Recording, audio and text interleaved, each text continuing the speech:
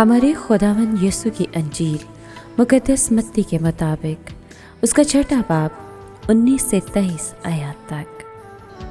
एक दिन यीशु ने अपने शागिर्दों से कहा कि अपने वास्ते ज़मीन पर ख़जाना जमा न करो, जहाँ कीड़ा और जंग खराब करता है और जहाँ चोर नकब लगाकर चुराते हैं, बल्कि अपने लिए आसमान पर ख़जाना जमा करो, जहाँ न कीड़ा न जंग खराब करता है और न चोर नकब लगाकर चुराते हैं, क्योंकि जहाँ तेरा ख़जाना है वहीं तेरा दिल भी होगा।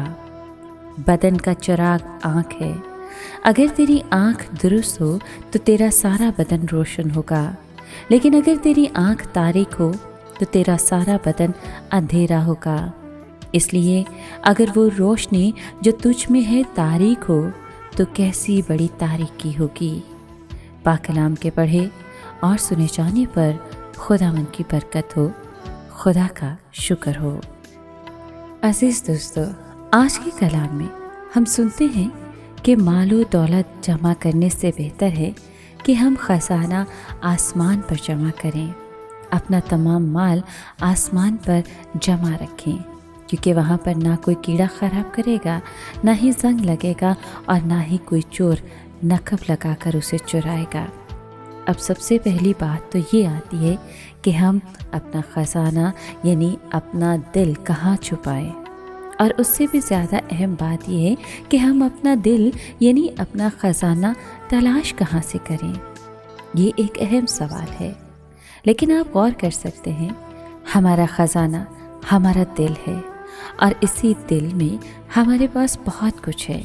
इसी दिल में हमारे लिए खुदा से मोहब्बत है। मोहब्बत का एक ख़जाना छुपा है। हमारे दिल में उसके कलाम का ख़जाना है। हमारे दिल में उसके लिए अक़ीदत और मोहब्बत का ख़जाना है, और इस ख़जाने को कोई चुरा नहीं सकता।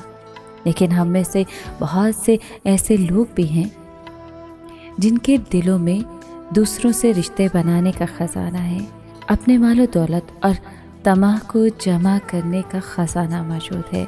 लेकिन यीशु हमें याद दिलाता है कि बेशक हम इस दुनियावी ख़जाने को हासिल करने के लिए बहुत कुछ करते हैं, दिन रात मेहनत करते हैं, सोचो फ़िक्र में रहते हैं, लेकिन जिनके पास खुदावंद यीशु अल मसीह का ख़जाना है, दरअसल वही हकीकी और असल ख़जाना है। ए आदिल खुदा, मैं दुआ करती हूँ कि तेरी रहमत के पाने वालों में से मेरी मदद कर कि मैं अपना ख़जाना तुझ में तलाश करूँ और कुछ भी नहीं। आज मैं जो कुछ भी हूँ अपना आप तुझे पेश करती हूँ, ताकि मेरी ज़िंदगी तेरे जलाल के लिए हो, और यही मेरी मिसाल और मेरा ख़जाना है।